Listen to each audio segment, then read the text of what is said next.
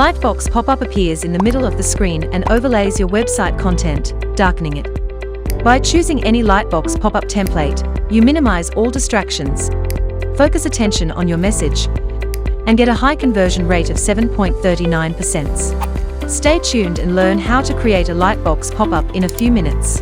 Let's go to your account. If you don't have one, you can create it for free in a few clicks. Click on the New Widget button and select the Template Library option. Now we see a variety of Claspo's ready-made templates. But we need a Lightbox pop-up, so let's choose the pop-up layout. You can also choose a use case, industry, and theme for a quick search.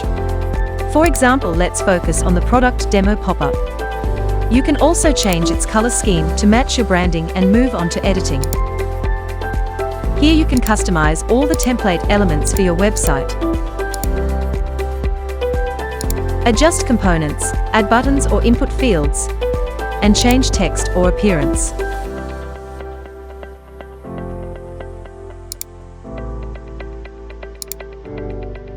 In preview mode, you can check how your Lightbox pop-up looks and how the calendar works.